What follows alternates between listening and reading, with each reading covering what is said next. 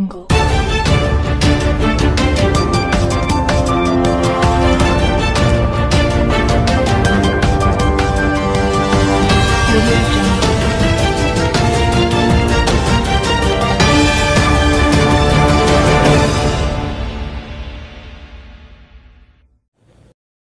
To KV news Telugu.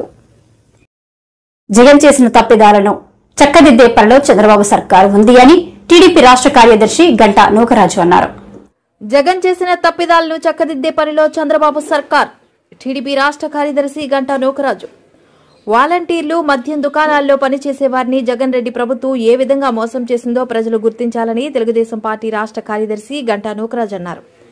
Bheemili Telugu Desam party కార్యాలయంలో గంటా నూకరాజు మీడియాతో మాట్లాడారు.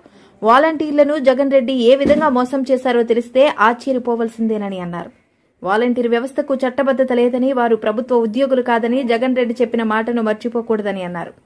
వారికి జీతాలు ప్రభుత్వం ఇవ్వడం లేదని, కాంట్రాక్ట్ పద్ధతిన థర్డ్ పార్టీ సంస్థ జీతాలు ఇస్తుందని అన్నారు. గత ప్రభుత్వం వాలంటీర్ వ్యవస్థను రెన్యువల్ చేయలేదని, దీని ప్రకారం జగన్ ప్రభుత్వమే వీరిని తొలగించిందని ఈ విషయం గమనించాలని అన్నారు. వ్యాన్ డ్రైవర్లు కూడా సేమ్ అదే పాలసీ. వీళ్ళందరినీ కూడా తీసుకొని ఒక పేపర్ ప్లేట్ మనం తీసి పడేసినట్టు ఈ వాలంటీర్లు కానీ,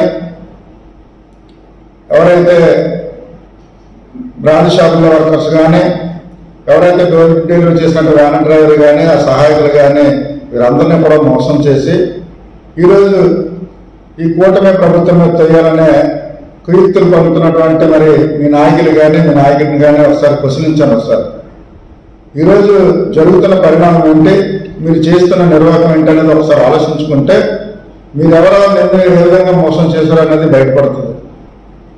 అప్పుడే ఇంకా ప్రభుత్వం వచ్చి 4 నెలలు అవ్వలేదు. 4 నెలలు కూడా ఏమి చేయలేదు అనేది ప్రజల్లోకి చెప్పటం సోషల్ మీడియా ద్వారాగా చేయడం జరుగుతుంది. అయ్యా, మీరు వచ్చిన తర్వాత అమ్మఒడి ఎన్ని నెలలకు ఇచ్చారని అడుగుతున్నా. మీరు అధికారంలోకి వచ్చిన తర్వాత అమ్మఒడి 8 నెలల తర్వాత మీరు అమ్మఒడి ఇచ్చారు. అలాగే పెన్షన్ విధానం పెంచమంటే 5 సంవత్సరాలు 250 పెంచుకెళ్ళారు పెన్షన్ విధానంలో. అమ్మఒడిలో కూడా కోతలు ఇచ్చి అందరికి ఇస్తామని చెప్పేసి మోసం చేసి ఆ కొందరికి ఇచ్చి 15,000, 14,000, లాస్ట్ 13,000 తీసుకొచ్చారు. ఇవన్నీ మోసాలు కదా అని అడుగుతున్నాం. ఇప్పుడే మీరు పెట్టినటువంటి అప్పులు వ్యవస్థలన్నీ కూడా నాశనం అయిపోయి ఉంటే దాన్ని ఒక రూట్లో తీసుకొచ్చినటువంటి నారా చంద్రబాబు నాయుడు రాబోయే రోజుల్లో సూపర్ 6 కంపల్సరీ అమలు చేస్తాం. ఎందుకంటే వచ్చిన వెంటనే మరి పెన్షన్ విధానం వృద్ధులకు కానీ వాళ్ళందరికీ కూడా 4,000 ఇవ్వడం, వికలాంగులకు అయితే 6,000 ఇవ్వడం జరిగింది. ఒకే ఎట్ ఏ టైం ఇవ్వడం మరి దేశ చరిత్రలో మొదటిసారి. అలాంటి రాబోయే దీపావళికి కూడా 3 సిలిండర్లు ఇవ్వడం జరుగుతుంది. మరి బస్సు ప్రయాణం కూడా ఇవ్వడం జరుగుతుంది. డిఎస్సి కూడా ప్రకటించడం జరిగింది. పోలీసు జాబులు కూడా రాబోయే రోజుల్లో తీయటానికి ప్రభుత్వం సిద్ధంగా ఉంది.